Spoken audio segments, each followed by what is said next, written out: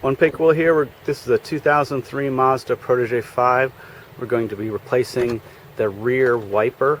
This is not a special rear wiper thing. It's just a regular 14-inch wiper. You don't need a special adapter or anything special for the rear wiper.